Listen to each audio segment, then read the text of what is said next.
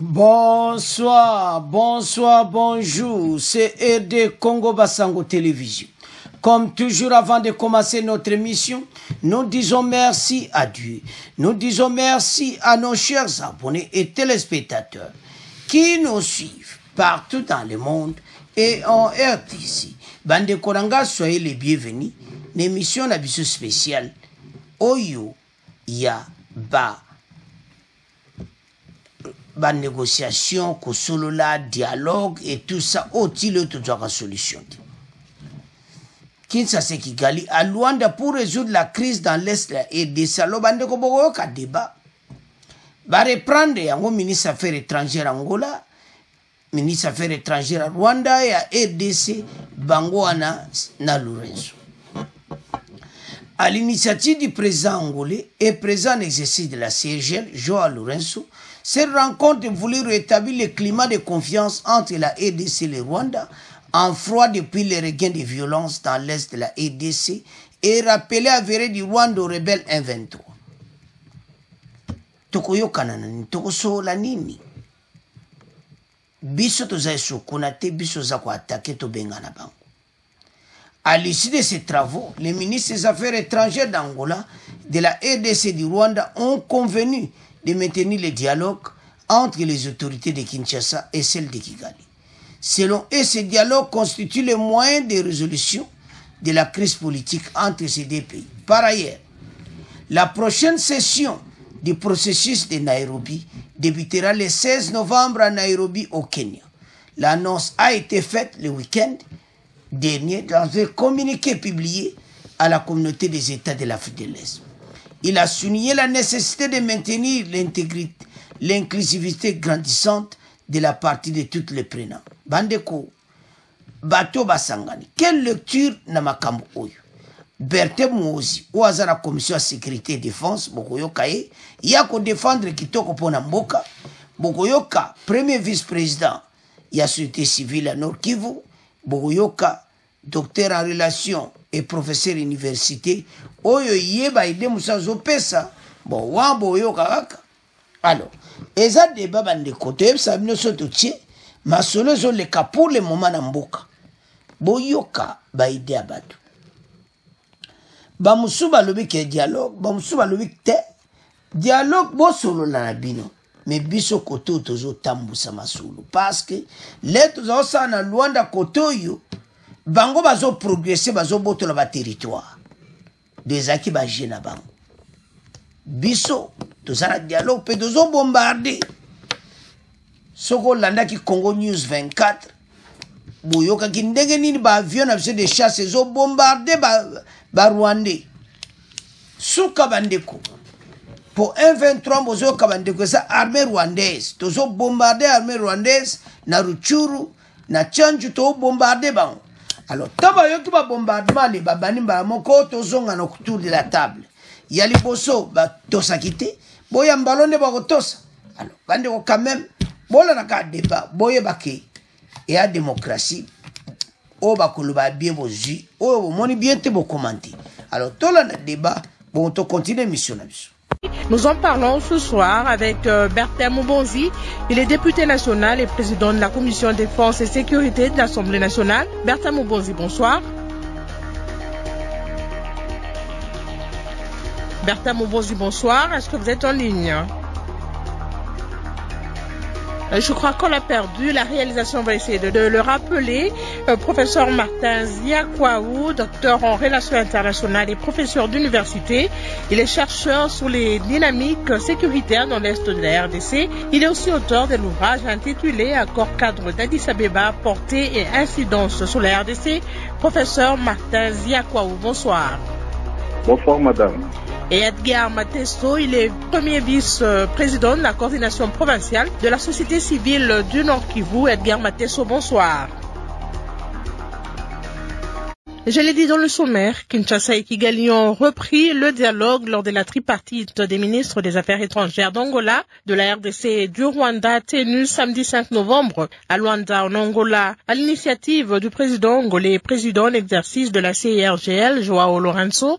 Cette rencontre a voulu rétablir le climat de confiance entre la RDC et le Rwanda en froid depuis le regain de violence dans l'est du pays et l'appui avéré du Rwanda aux rebelles du M23. Plus de détails avec vous, Blaise Dongala. À l'issue de ces travaux, ces ministres des Affaires étrangères ont convenu de maintenir les dialogues entre les autorités de la RDC et du Rwanda comme moyen de résolution de la crise politique entre ces deux pays. Ils ont décidé de mettre en place un calendrier pour accélérer la mise en œuvre de la feuille de route de Luanda d'ici juillet dernier. Les ministres Tete Antonio, Christophe Lutundula et Vincent Biruta ont plaidé pour le déploiement immédiat du mécanisme de vérification ad hoc à Goma, chef-lieu du Nord Kivu. Ils se sont également engagés à poursuivre les efforts pour une évolution encourageante sur le terrain et préparer les prochains sommets tripartites. C'est pour parler, en outre envisagé la tenue des réunions de coordination entre les processus de Luanda et celui de Nairobi et demande à la médiation de prendre des contacts à cet effet. Pour rappel, le président angolais et président en exercice de la CIRGL, Joao Lourenço, a été désigné par l'Union africaine comme médiateur en vue de renouer le dialogue entre les deux parties et faire baisser la tension au sein de la sous-région. Par ailleurs, la prochaine session du processus de Nairobi devra débuter le 16 novembre prochain à Nairobi au Kenya. L'annonce a été faite ce week-end dans un communiqué publié par la communauté des États de l'Afrique de l'Est. Le communiqué précise que la décision a été prise après des consultations menées par les présidents burundais et actuels présidents du sommet des chefs d'État de l'EAC. Ce communiqué souligne par ailleurs la nécessité de maintenir l'inclusivité en garantissant la participation de toutes les parties prenantes et note que toutes les sessions désormais accueilleront divers dirigeants communautaires. Bertin Moumbonzi, est-ce que vous êtes en ligne? Oui, je suis en ligne, madame. Alors, je rappelle que vous êtes député national et président de la Commission Défense et Sécurité de l'Assemblée nationale. Plusieurs initiatives tendant à résoudre politiquement la crise dans l'Est de la RDC sont menées. Qu'est-ce que vous en pensez, Bertin Moumbonzi? Il y a eu cette tripartite des ministres des Affaires étrangères d'Angola, de la RDC, du Rwanda, et puis ce communiqué de l'EAC qui annonce la prochaine session du processus de Nairobi pour le 16 novembre prochain à Nairobi au Kenya. Que pensez-vous de toutes ces initiatives? Bon, d'abord merci madame de nous avoir conviés à votre émission. Je vous remercie surtout parce que bon, j'imagine que ça va dans le sens de toujours informer notre population qui a besoin d'informations. Et si je dois réagir par rapport à la préoccupation, je pense que c'est important ici de revenir sur le discours du président de la République, son Excellence Félix-Antoine Tshisekedi, lorsqu'il parle de l'option diplomatique qui devra se poursuivre. Je pense que tout ce que vous avez énuméré, toutes ces rencontres et toutes ces déclarations qui ont été faites, ça va dans le sens effectivement de cette démarche purement diplomatique qui va dans le sens de trouver la solution à ce problème d'insécurité qui perdure à l'est de la République. Mais si je dois intervenir en tant que président de la Commission Défense et Sécurité, il faudrait que vous puissiez tenir quand même en compte le fait qu'à notre niveau, au niveau du Parlement, nous menons aussi les mêmes initiatives sur le plan diplomatique, avec tout récemment la rencontre de tous les présidents des commissions Défense et Sécurité de Parlement africains, le réseau REPAM, CDS, que je préside. Je crois qu'une initiative est partie dans ce sens pour mobiliser tous les collègues, présidents des commissions défense et sécurité des parlements d'Afrique, pour que ces derniers d'abord soient informés suffisamment du problème d'insécurité que nous avons dans notre pays et qui puissent jouer le rôle de personnes qui vont plaider dans leur pays par rapport à la situation qui est la nôtre. Mais entre-temps, il y a eu cette rencontre qui a été effectuée avec le ministre de la Défense, que nous avions convoqué dans notre commission Défense et Sécurité. Il a été auditionné par les députés nationaux, et tout cela va dans le sens de permettre aux députés d'avoir d'abord toutes les informations nécessaires, et cela permettra par la suite de faire des recommandations au gouvernement, et le tout dans l'objectif de permettre à notre armée non seulement de monter en puissance, mais d'être surtout en mesure de restaurer la paix et la sécurité à l'est de la République. Et je crois que ça, c'est très important.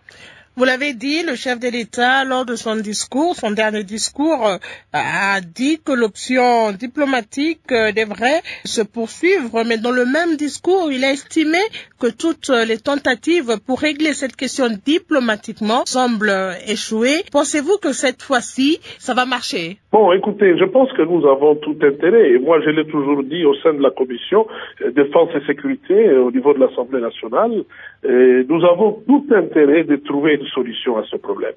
Le Rwanda, c'est un pays voisin. Et donc, nous sommes obligés de vivre ensemble pendant plusieurs années jusqu'à la fin de temps. Et donc, nous n'avons pas vraiment intérêt de vivre dans toutes ces turbulences. Et nous, je pense que c'est là la volonté du commandant suprême, c'est de mener toutes les démarches qui vont aller dans le sens de nous mettre vraiment en position d'être en bon terme avec tous nos voisins. Nous en avons 9, madame. Un des pays africains qui a le plus de voisins. Nous en avons 9. Et il ne faudrait pas que nous puissions entretenir cette relation d'hostilité avec nos voisins.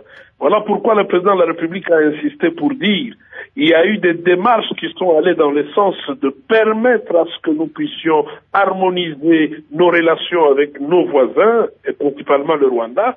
Et visiblement, il y a encore beaucoup de choses qui posent problème. Mais cela ne nous pousse pas de fermer la porte à la diplomatie.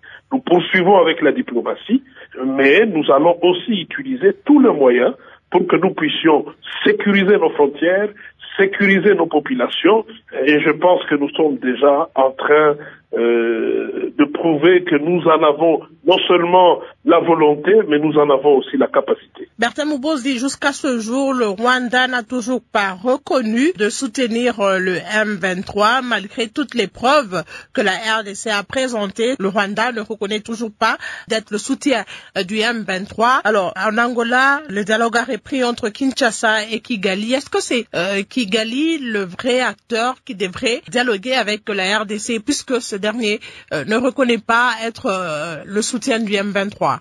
Ça m'étonnerait que Kigali reconnaisse.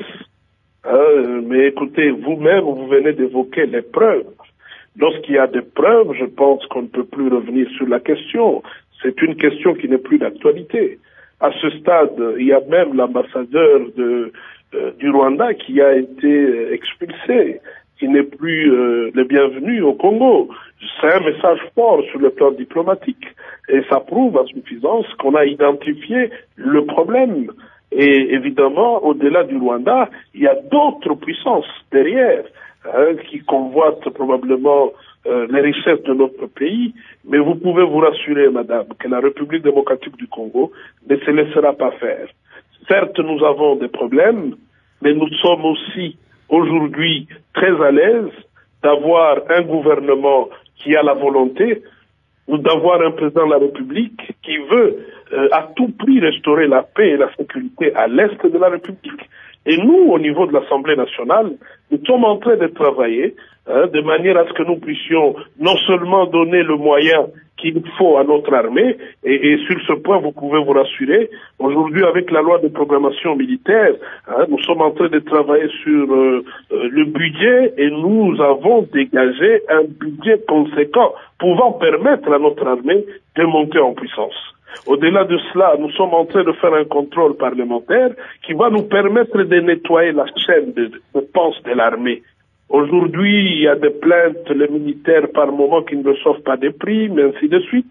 Je crois qu'il y a un travail qui est fait au niveau de l'Assemblée pour nettoyer et permettre que désormais, nous puissions avoir une armée capable de défendre nos frontières, mais aussi de sécuriser notre population qui a beaucoup souffert, ça fait plus de 25 ans. En attendant d'avoir cette armée capable de défendre le pays, il y a le M23, ce mouvement rebelle qui a occupé plusieurs localités dans le Rutshuru, qui demande des négociations directes avec le gouvernement congolais. Vous savez, madame, en temps de guerre, il y a la position de la République qui est exprimée par le commandant suprême.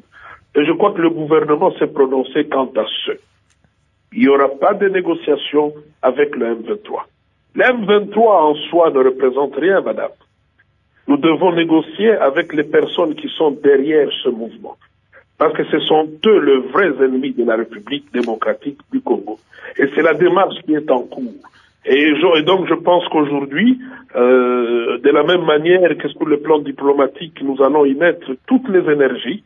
De la même manière, nous sommes en train de mettre toutes les batteries en marche pour que nous puissions avoir une armée suffisamment outillée, équipée et capable de restaurer, si pas imposer la paix à l'est de la République. Pas de négociation avec le M23, mais de l'autre côté, il y a ce communiqué de l'EAC qui annonce la reprise du processus pour le 16 novembre prochain et souligne la nécessité de maintenir l'inclusivité en garantissant la participation de toutes les parties prenantes. On imagine que le M23 aussi est concerné. Bon, madame, vous savez, vous parlez d'un communiqué. Nous sommes un pays souverain. Et lorsqu'une décision est prise dans notre pays, c'est la décision qui prime. Et donc, à ce stade ici, comme je venais de le dire, aucune négociation avec toute personne qui voudra faire la pression à la République démocratique du Congo.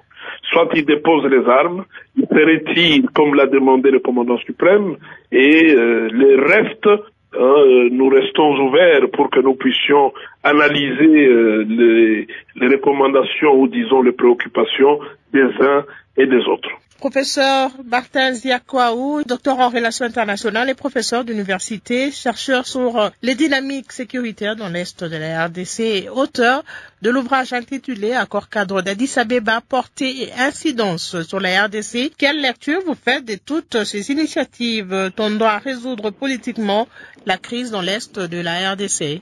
Je voudrais d'abord souligner qu'il y a plusieurs initiatives mais qui ne sont pas coordonnés. Tenez, madame, dans le cadre de la recherche de la paix et de la sécurité dans l'Est, il a été instauré, établi, le programme de désarmement, démobilisation, relèvement communautaire et stabilisation, mais qui n'est pas optimal dans son fonctionnement, faute de financement. Il a été décrété l'état de siège, n'est-ce pas, au Nord Kivu et en Ituri.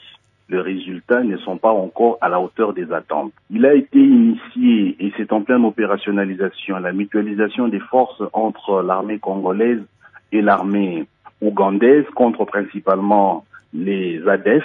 Malheureusement, le résultat n'est pas encore à la hauteur, n'est-ce pas, des attentes.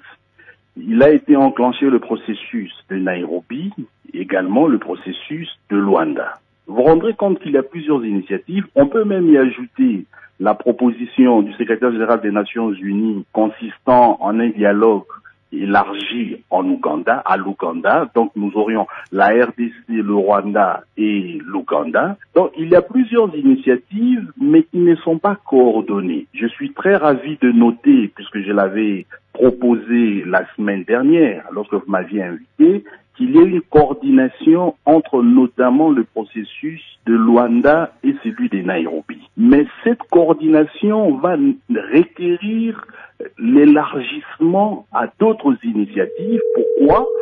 Lorsque vous prenez le processus de Nairobi, il a deux volets. Le premier volet est d'ordre politique axé sur le dialogue, les consultations avec les groupes armés en vue de leur désarmement. Mais pour qu'ils soient désarmés, il faut que le programme DDR fonctionne de manière optimale, ce qui n'est pas encore le cas, faute des moyens. Donc ça signifie que les groupes armés auraient exprimé la volonté de déposer les armes et d'être pris en charge dans le cadre de ces programmes. Faute de moyens, on sera bloqué à un niveau. Et pourtant, il est prévu, selon les termes des communiqués précédents des rounds de Nairobi, que les réfractaires au processus de désarmement seraient exposés, n'est-ce pas, à l'action militaire de la force régionale. Donc ça signifie que le déploiement de la force régionale constituerait une mesure dissuasive à l'attention des réfractaires au désarmement. Mais pour que le désarmement ait lieu, il faut que le programme DDR fonctionne de manière optimale. Par ailleurs, la force régionale va se déployer. Comment va-t-elle fonctionner dans les provinces sous état de siège, tout en considérant que le Sud Kivu, qui est aussi en insécurité, n'est pas sous état de siège? En même temps, il y a mutualisation des forces, n'est-ce pas, congolaises et ougandaises. Donc, je suis fondé de penser qu'il y a nécessité d'une coordination de toutes ces initiatives pour y dégager les cohérences et réduire les divergences qui pourraient constituer les entraves à l'avancée pour le succès que nous souhaitons tous, à savoir le rétablissement, mais surtout la durabilité de la paix dans l'Est du pays. Vous estimez donc, professeur, que le fait d'avoir toutes ces initiatives mal coordonnées ou pas coordonnées serait un peu à la base de l'échec de la diplomatie? Non. Une chose est de constater qu'il y a une dynamique diplomatique en cours et nous pensons que la diplomatie est la voie idéale pour résoudre ces problèmes, mais ce problème va au-delà de la diplomatie parce que c'est un problème qui comprend plusieurs niveaux. Il y a le niveau local, il n'y a pas de diplomatie à ce niveau-là. Il y a le niveau provincial, il y a le niveau national, il y a le niveau sous-régional où donc doit intervenir la diplomatie, il y a le niveau régional et le niveau international où intervient la diplomatie. Et donc, il ne faut pas considérer que tout le problème ne sera résolu qu'au niveau diplomatique. Il faut prendre le problème dans sa globalité au travers de ses différentes composantes pour penser les acteurs qui doivent être mis à contribution en vue de faire avancer le processus de paix. Je salue l'action diplomatique.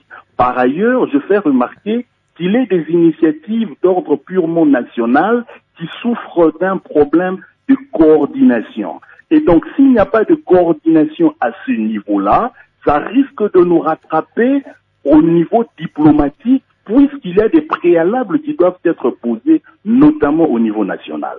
C'est pourquoi je plaide pour une coordination, pour que l'État soit suffisamment cohérent dans ses postures vis-à-vis de ses partenaires au niveau diplomatique. Il y a ce dialogue qui a repris à Luanda entre Kinshasa et Kigali. La plupart des Congolais restent quand même assez sceptiques. Kigali n'est pas sincère. Il faut même plus continuer à dialoguer. La RDC devrait se doter d'une armée forte et neutraliser tous ces groupes armés, y compris les M23, qui sèment la sécurité dans la partie est de la RDC. Je comprends les ressentiments ci et là.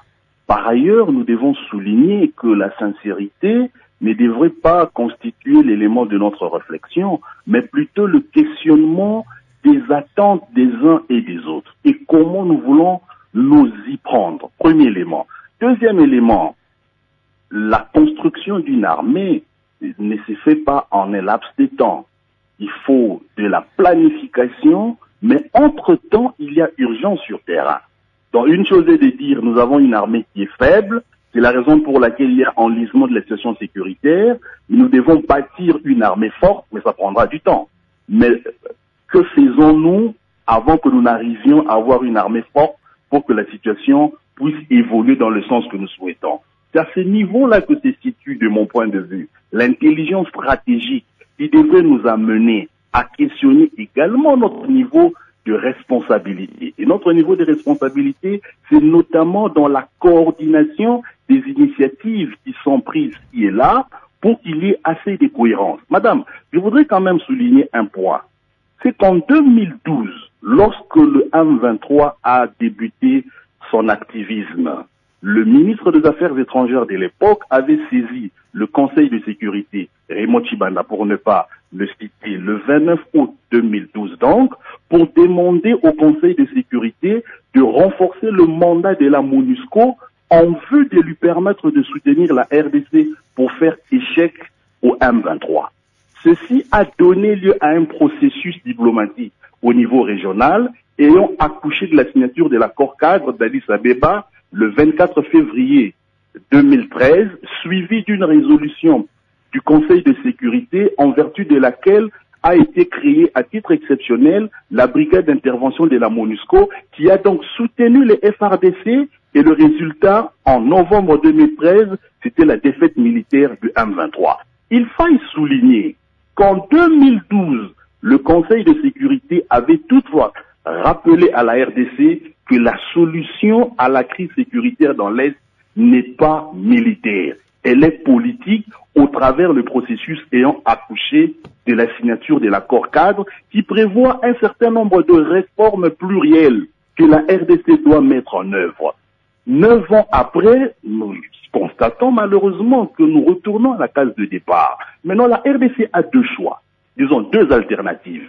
L'une, c'est de dire, nous n'acceptons pas la solution que nous propose le Conseil de sécurité, qui nous a quand même aidé à imposer l'échec au M23 en 2013, et donc nous poursuivons notre voie comme nous l'entendons. Malheureusement, ce M23 ressurgit et nous ne sommes pas en mesure d'y faire face comme nous le souhaitons de manière efficace. D'autre part, c'est de dire, nous acceptons la recette que le Conseil de sécurité nous propose au travers de l'accord cadre d'Addis Abeba, nous reformons notre État, nous le remodelons au travers d'un certain nombre de thérapeutiques à nous imposer pour que nous arrivions à ce que nous souhaitons, notamment au niveau de l'armée, une armée républicaine forte, puissante, mais cela dépend de la manière dont nous allons nous y prendre. Il me semble que nous sommes en train de tergiverser sur l'option à lever entre les deux. Tantôt nous voulons qu'on nous soutienne, mais nous ne voulons pas suivre toutes les recommandations qui nous sont adressées. Tantôt nous reprochons aux autres de ne pas nous soutenir, mais nous reconnaissons en même temps que notre armée est faible pour faire face à elle seule aux problèmes sécuritaires. Voilà pourquoi je questionne l'utilité de l'intelligence stratégique dans les postures que nous devons prendre pour avancer dans ce processus de pacification et de stabilisation de l'Est du pays. Edgar Matesso, est-ce que vous êtes en ligne? Je suis en ligne, madame. Vous êtes premier vice-président de la coordination provinciale de la société civile du Nord Kivu.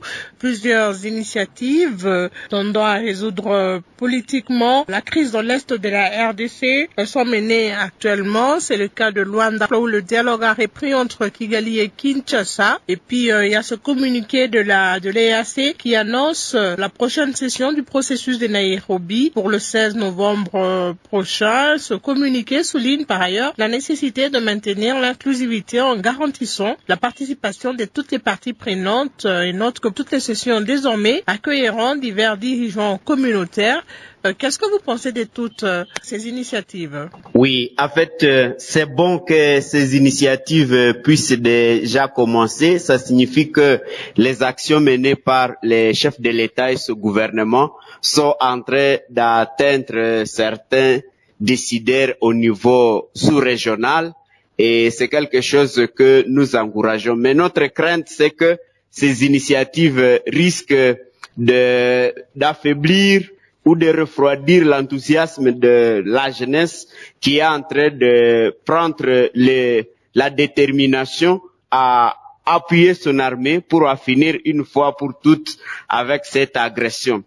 Il faut noter que cette tripartite de Luanda est relancée le lendemain du discours du chef de l'État qui essaie de pousser son armée à plus de détermination et la population à plus d'engagement à pouvoir se prendre à charge sous l'égide des phares de ces forces armées de la République. Il faut noter également que ceci arrive au lendemain de l'expulsion du diplomate rwandais et le même jour, lorsque les ministres des Affaires étrangères étaient à sommet au niveau de Luanda, on observait un grand engouement de la jeunesse du côté de Goma, les jeunes de Nyiragongo, de Rutshuru et de Goma qui étaient mobilisés pour intégrer les forces armées de la République afin de soutenir l'armée. Du côté nord, on sent aussi que la jeunesse n'attend que le mot d'ordre des forces armées de la République pour une formation accélérée. Et puis, il faut rappeler que ce communiqué de Nairobi qui revient sur ces pourparlers, on n'oubliera pas que lorsque ces pourparlers étaient tenus dans les mois passés, les M23 avaient été expulsés parce qu'ils étaient en train de mener les hostilités pendant qu'ils étaient à pourparler. C'est-à-dire que l'attitude hypocrite du Rwanda ne donne pas de l'espoir par rapport à ce qu'on pourrait attendre de ces initiatives politiques et diplomatiques au niveau de Nairobi. Pendant ce temps, au niveau militaire, les députés, comme l'autre venait de le souligner, devront prendre vraiment une grande détermination à pouvoir renforcer financièrement notre armée, à ne pas baisser les bras, parce que au moment qu'il est, il ne faut pas se laisser distraire par ce genre de diplomatie. C'est vrai, on en a besoin parce que il faut aller au devant, mais il faut plus renforcer l'aspect militaire tout en identifiant au sein de l'armée le potentiel militaire rwandais qui se serait infiltré dans l'armée congolaise et qui risque d'anéantir les efforts qui sont en train d'être menés. Et au niveau de la société civile, nous n'avons jamais été d'accord avec la négociation du M23 qui risque d'aboutir encore au partage du pouvoir, à l'amnistie, à l'exploitation des minerais, des ressources minières par le Rwanda. Et c'est ce qui affaiblit justement toutes les démarches que l'on est en train de mener au sein du gouvernement congolais. Encore qu'il faut noter ici que l'attitude de l'Ouganda pourra servir de leçon qui, à Beni, se présente comme un pays ami et des militaires sauveurs, mais malheureusement, du côté de Rutshuru, il se range du côté de l'agresseur pour essayer d'anéantir les démarches qui sont à court du côté des forces armées de la République. Et tout ceci s'est fait, je voudrais le noter, ça s'est fait à l'absence des acteurs clés, des acteurs importants, notamment la société civile et les parlementaires. Ce qui fait que toutes les décisions qui sont prises dans ces balais diplomatiques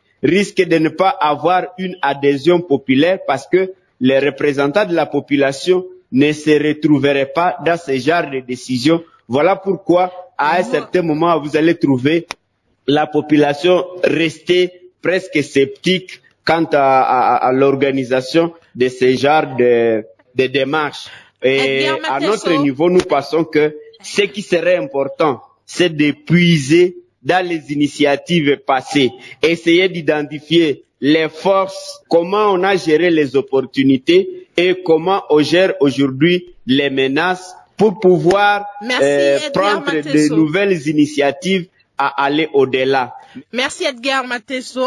C'est le moment de prendre les réactions des auditeurs. Ils sont très nombreux appelés sur notre standard. On va se rendre à Kisangani pour écouter cet auditeur qui nous appelle. Ça sera pour vous, Bertin Mumbozi. Albert Kolembela Bokomba depuis Kisangani dans la province de la Tchopo. Avec la montée de l'insécurité dans la partie est de la République, c'était prévisible qu'on puisse arriver à un nouveau dialogue comme dans le passé. Le dialogue va se passer dans un moment où mon pays est dans une position de faiblesse, car une partie du pays est conquise par l'ennemi. Je déplore la position de CIRGL, car à chaque fois, elle soutient le dialogue au lieu et place de monter les stratégies pour arrêter les regains de l'insécurité qui s'observent dans la région. Si réellement ce dialogue sera franc et sincère, à mon avis, je sollicite le retrait des rebelles sur cette zone avant tout dialogue, car leur position influencerait aussi l'aboutissement de ce dialogue. Bertin Mubonzi, réaction. Bon, je pense que notre frère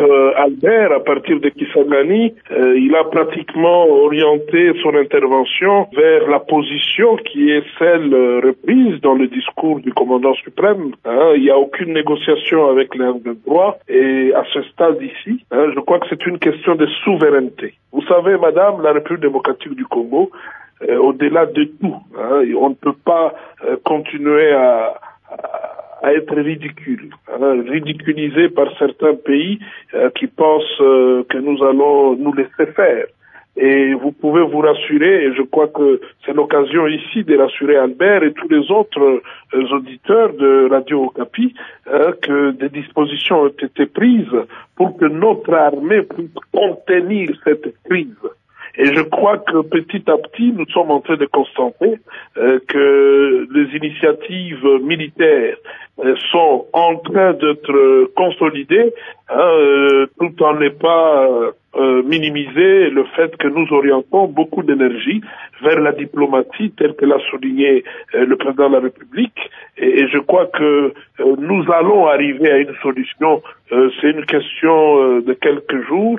Et la population doit être rassurée. La grande préoccupation que nous avons, ce n'est pas pour rien que nous avons auditionné le ministre de la Défense au niveau de l'Assemblée nationale il y a quelques jours.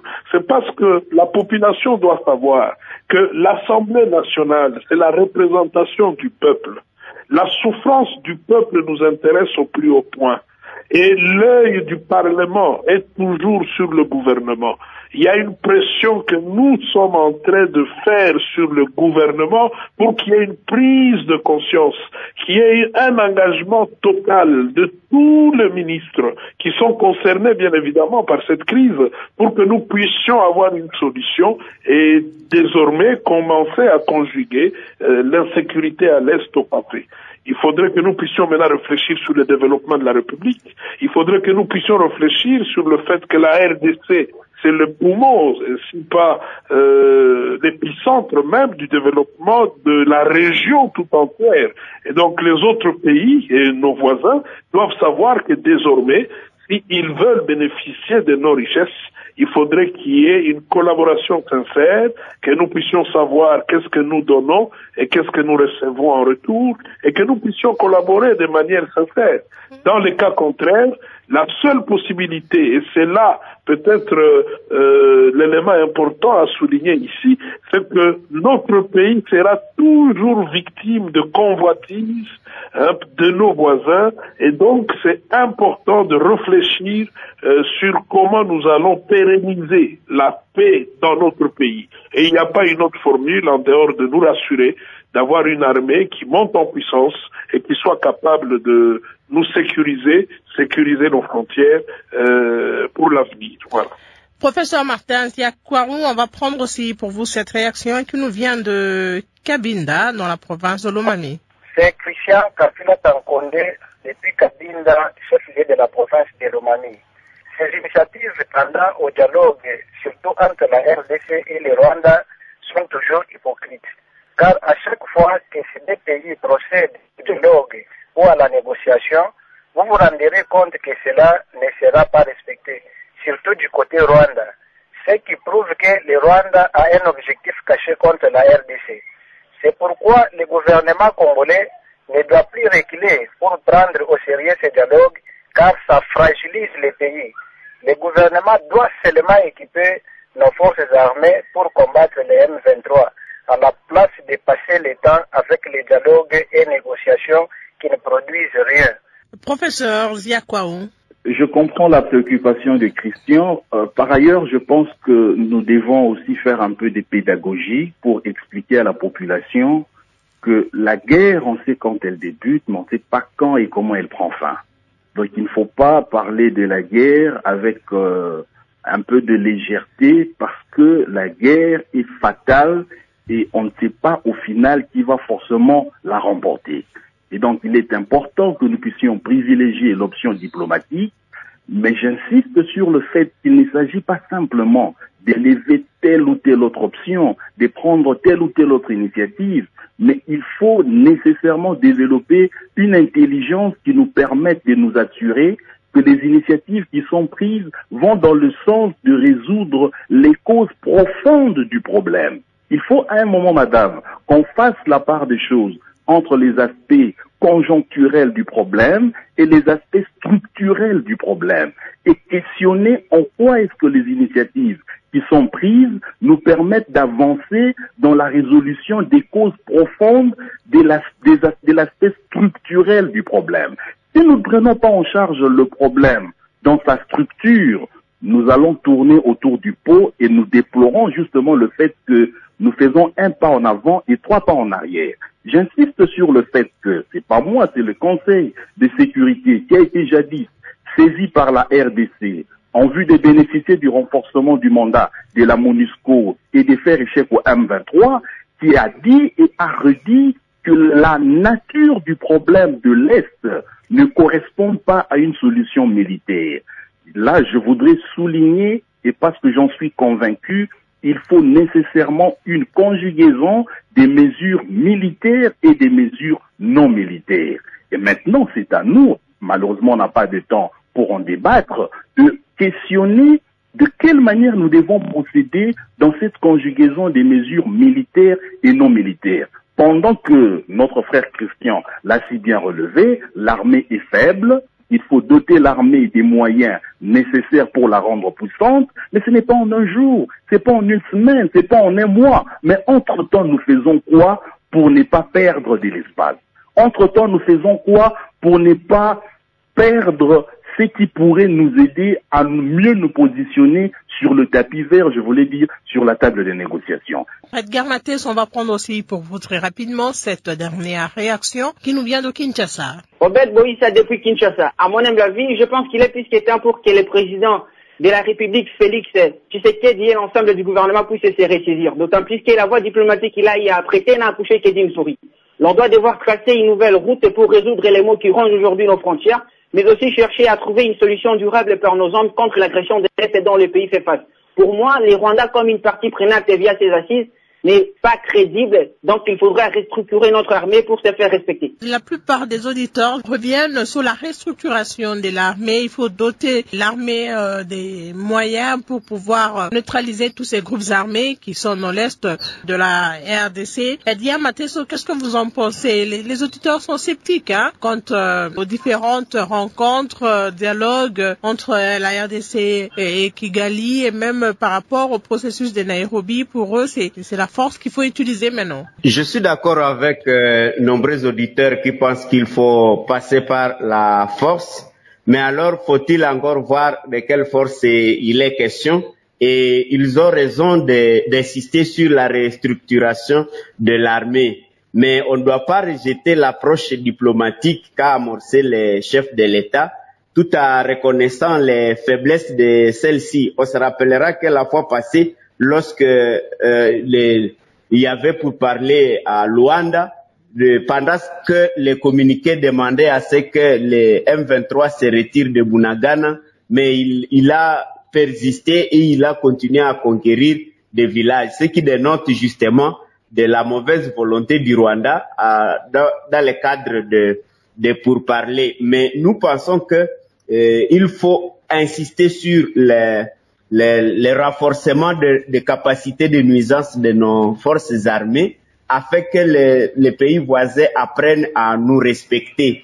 Et pendant ce temps, on doit rappeler que la souveraineté de notre pays n'est pas à marchander. Ce qui fait que, quel que soit le genre de diplomatie ou de dialogue qu'on pourrait organiser, on doit respecter, à protéger, on doit insister à la protection de la souveraineté de notre pays et à la protection de la population de ces pays, parce que les guerres ont longtemps duré dans notre pays et c'est le moment plus que jamais de pouvoir mettre un terme à toutes ces hostilités qui continuent à agacer notre population. Merci Edgar Mathès. Nous sommes à la fin de l'émission. On va considérer cela comme votre conclusion. Bertin Mombozi, pensez-vous que ces nouvelles initiatives pourraient taire les armes dans la partie est de la RDC et est-ce que les M23 pourraient, selon vous, déposer les armes et quitter les localités qu'ils occupent? Bon, madame, je suis très positif. Je suis positif et je souhaiterais que le Congolais qui nous suivent puisse l'être aussi. Nous devons tous nous mettre derrière notre armée, les FARDC, c'est la seule armée que nous avons, comme je l'ai dit à l'introduction, nous avons certes des soucis en interne que nous sommes déjà en train de résoudre. Je parlais de la loi de programmation militaire, je parlais du budget national qui est passé de 3,6 autour de 6,5, et c'est pratiquement le double qui a été fait, un effort au niveau du gouvernement. Mais ce n'est pas suffisant. Voilà pourquoi on a réfléchi sur un compte d'affectation spéciale pour l'armée. C'est un article qui est déjà prévu dans la loi de programmation militaire et nous sommes déjà en train de travailler sur comment nous allons commencer à alimenter ce compte-là. Donc sur ce point, la population doit se rassurer qu'il y a un travail qui est en train d'être fait pour que l'armée puisse vraiment avoir le moyen nécessaire. L'inquiétude, voilà, il y a une inquiétude autour de la gestion. Autour de cette gestion, il y a un contrôle parlementaire et le rapport sera déposé à qui de droit bientôt pour que des mesures soient prises. Mais pour le reste, restons très positifs, soutenons les FRDC et si le M23 ne comprend pas le langage diplomatique, nous allons les contraindre autrement pour que nous puissions montrer que nous sommes un pays souverain et qui a la volonté de vivre en paix avec les 9 voisins que nous avons. Merci Bertin Mobonzi, professeur Martin Ziakwaou. La population congolaise doit rester positive. Oui, la population congolaise doit rester positive, elle doit rester mobilisée. Par ailleurs, le gouvernement doit impulser l'accélération dans la mise en œuvre des réformes structurelles. Il faut absolument remodeler l'État congolais parce que le plus important, ce n'est pas le rétablissement de la paix, mais c'est plutôt de créer les conditions de sa durabilité. Et ceci passe nécessairement par les réformes à tous les niveaux, y compris au niveau non seulement de l'armée en tant qu'institution, mais je prends le secteur de la sécurité d'une manière générale. Et dans ces dialogues du secteur de la sécurité avec une population mobilisée, je pense que nous pouvons espérer que le chantier de la paix pourrait avancer. Merci, professeur. Dialogue entre Congolais, c'est fini pour ce soir. Alors, bande kotolandi biso yon ce débat. Donc, to yoki, bande ko, o baloba kesi yindi. Bande ko, makambu oya est, ba dialogue oyo, biso sito lembi ba dialogue. Et comme ya action. To landi wana biso nyoso. Oyo kaba musu penza, donc son atali na bianzambe. Biso penato négocier na bateau, mais pas de négociation. Ne baza na problème sérieux, pas to négocier na bangoti. Biso, ba dialogue wana, tozo mon soutien pas se bandakala. To bundakaka. Lokola bakonza mboka bakomosomba minduki ya makasi to bunda. To tika ki faiblesse wana.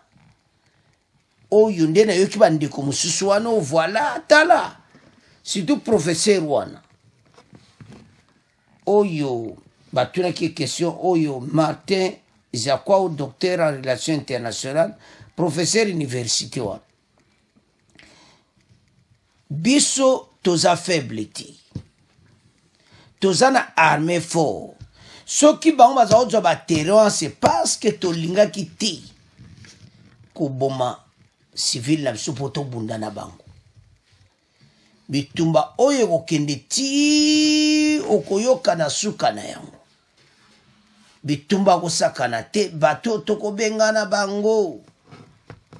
Moi bibundela bazana ngwe ko sila bango ba arme o tu bazana ngo.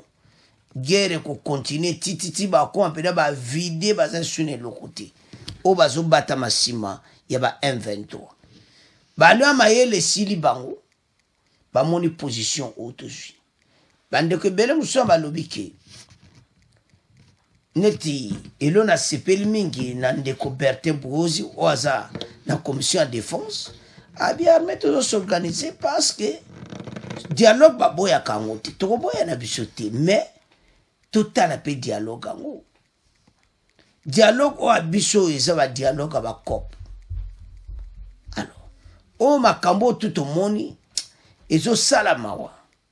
bande ko tant to yaka ba débat ko bolanda très bien bo commenter yango biso nyonso ba congolais to telema soko tali ba jabat oyo otali oyo bazo sala biso ba congolais to tikala simate et comme tant biso to telema pona mboka to défendre RDC na biso parce que et comme tant to bunda pona mboka armée na biso telemi to bunda to bebisa o nyonso moyini o azobata manakati na biso to benga na ye et comme tant biso to résister bande ko RDC oyo eza mboka na biso oyo nyonso bazobata manasima bakobima na poisa. Nous sommes prêts to bunda pona mboka tokotika jamais mboka na biso tokobunda na yango bandeko tolandi bandeko ba commentaire na bango nyonso ete mboka na biso ba guerrier basi ba koti peuple moni ke fa kote la armée na ye bitumba pene to kyozo ma pena ke makamangwe. Alors maintenant biso faut tout résister moyini parce que bitumba za ko sakana ngote bandeko na ngai ozoka pena ke ba telemeli biso na ndenga mukete mais biso tokolonga bitumba oyo tokobeta bango biloka moto baomo baomona ke awe komi boye bandeko ba voisin basakana na biso mingi.